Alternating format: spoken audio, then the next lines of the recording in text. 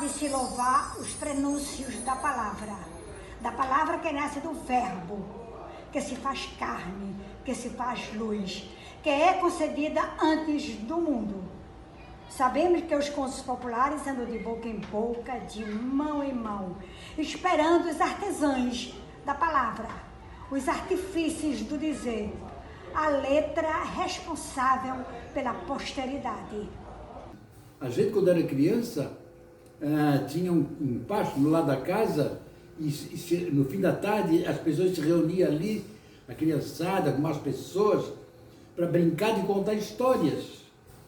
Era uma brincadeira e sempre provocando para quem é que contava a história mais vibrante, né? E isso era uma coisa tão incrível, né? E nas casas, a hora que eles mais contavam as histórias era na hora da ceia, porque lá não existia jantar, chamava de ceia, né? Da noite. Então a família em torno da mesa, ali aparecia muita história. Geralmente era a mãe que provocava o conto de alguma história, muito com a intenção de dar freio nas crianças, né? Então elas criavam uma história como essa, por exemplo. Sabe que a mulher é a que primeiro levanta, cuida do fogão, tem que estar sempre mantendo o fogão aceso. E era um complicado porque eles não tinham isqueiro, fósforo, né? Mas a responsabilidade de deixar fogo aceso era da mulher.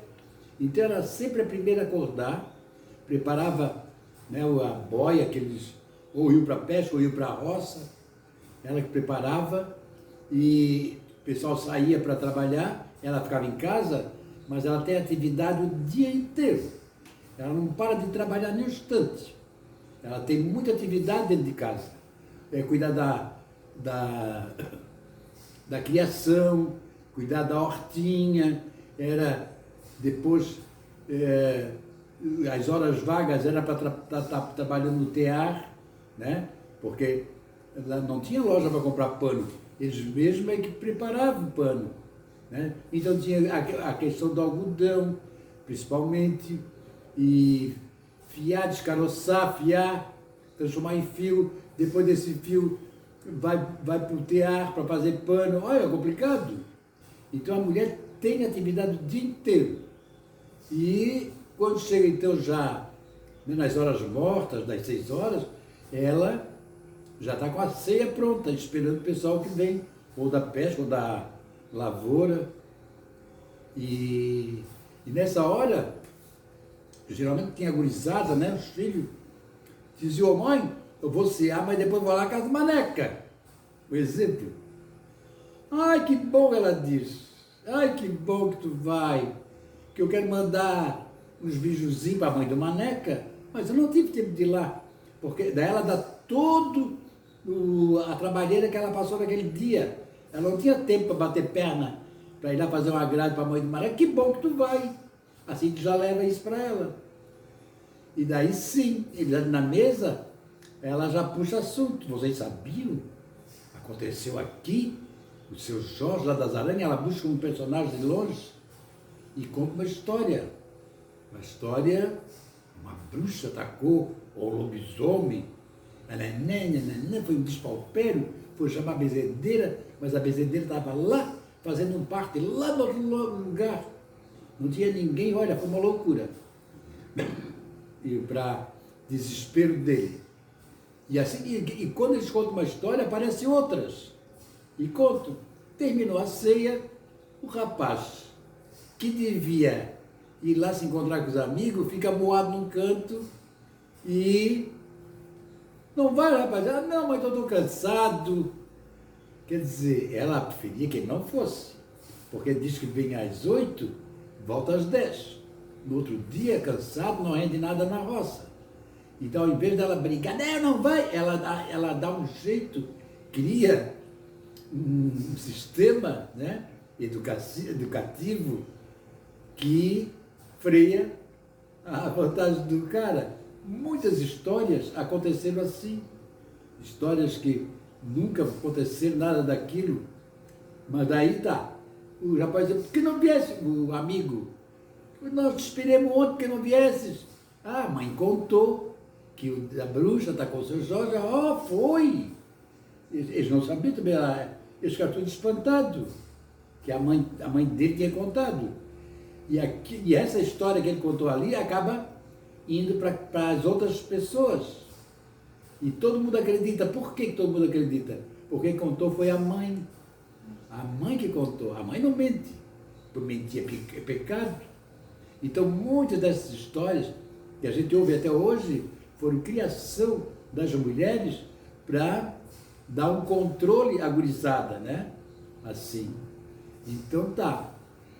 Mas, enfim, de qualquer forma, tudo que não tinha uma explicação lógica era coisa de sobrenatural. Qualquer coisa é culpa de sobrenatural.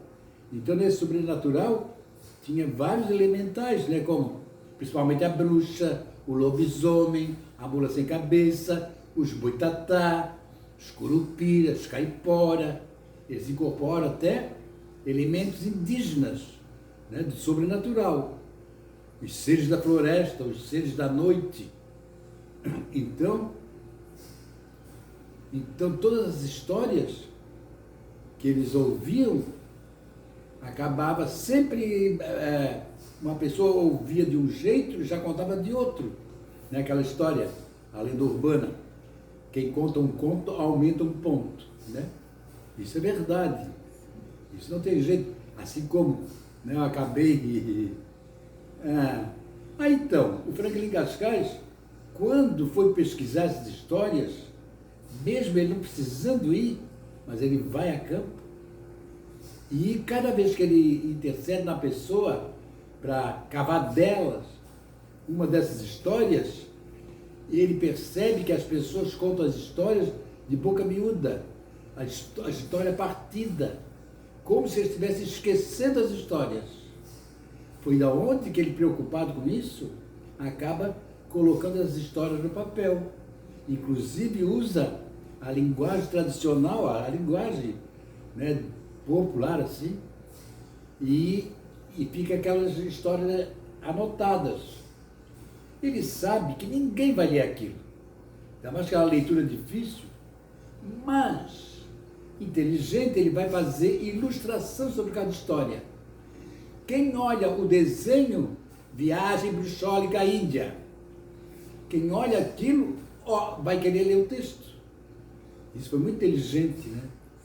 Tanto que a obra do Cascais é fabulosa, enorme, importantíssima, mas e a literatura oral é um fragmento, é mínimo, mas fala principalmente daquilo que as pessoas mais temem, que são as bruxas, né? Então, a força delas é tamanha, que dominou toda a obra dele. Se tu fala em Franklin Cascais, tu logo lembra da bruxa. Não lembra das maravilhas que ele registrou da nossa herança cultural, né? Tantas coisas. O trabalho no campo, o trabalho na pesca, as procissões, os folguedos, um monte de coisa, né? Importante. Mas a lenda das bruxas é um mínimo e elas dominaram, né? Olha o poder que isso tem, né? E é, no mundo, no fundo, o poder da mulher. Embora existissem bruxos, feiticeiros, ninguém fala neles. Tinha aí na ilha um poderoso. Tinha um poderoso que, quando a gente falava o nome dele, a gente se benzia. Era o tio Adão. Tio Adão, eles traziam gente enlouquecida, acorrentada, sabe? No fim, assim, ele só olhava, a pessoa voltava ao normal. Nossa. Ficava normal. O poder que esse homem tinha, né? E também são coisas que desapareceram. Eram poucas. Isso eu ouvi falar através do Salim Miguel e do Franklin Cascais, sobre o tio Adão. E, enfim. Ora... Ele era um benzedor? Hã? Ele era um benzedor. Era benzedor, era curandeiro, né? Mas a gente fala mais das mulheres, as benzedeiras. As benzedeiras, uma hora eles dizem que elas mesmas são as feiticeiras. Na verdade, para mim, elas são o antídoto das coisas maléficas, né? Elas são as defensoras, os escudos, são a arma contra a maldade, né? Elas que são esse poder. Geralmente, a benzedeira também é parteira, né? E, enfim, tem gente que acusa elas como se elas mesmas estão sendo as bruxas. Que as bruxas nem sempre mal, né? Elas geralmente prejudicam quem não presta, que elas sugerem que não presta. Então eu sempre digo que é os beberrão, os mandrião, enfim. Eu gosto tanto de ouvir falar assim sobre as bruxas. Não, mas é uma coisa fascinante mesmo. Embora eu não gosto muito, não, tenho medo de ter, não sei se é verdade, se não é, porque a gente sempre diz esse mote espanhol, né?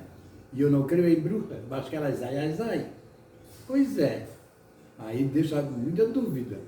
Então, por isso, a minha avó dizia, se tiver que falar nelas, já que não sabe, melhor rezar uma oração de defesa, né? Que é a tal da oração, para espantar o bruxedo. Sim, é interessante que ele usa 2 elementos. Um escudo de Salomão, um símbolo de Salomão, né? Um símbolo judaico, e uma vela benta na sexta-feira da paixão, que é o momento mais sagrado que nós temos. É a sexta-feira, né? Quando Cristo está morto e vai prometer a ressurreição. Então ele usa uma vela benta na sexta-feira santa e o signo de Salomão. E diz, 13 raios tem o sol, 13 raios tem a lua, salta demônio para o inferno, que esta alma não é tua, tosca, marosca, rabo de rosca, aguilhão nos teus pés e freio na tua boca, por cima do telhado, São Pedro, São Paulo e São Fontista. Dentro da casa, São João Batista. Bruxa, tatarabruxa, não me entres nesta casa, nem nesta comarca toda. Por todos os santos dos santos. Amém. Amém. Assim, depois de rezar essa oração, a gente pode ficar mais tranquilo, que a gente está mais protegido, né? Que a gente nunca sabe.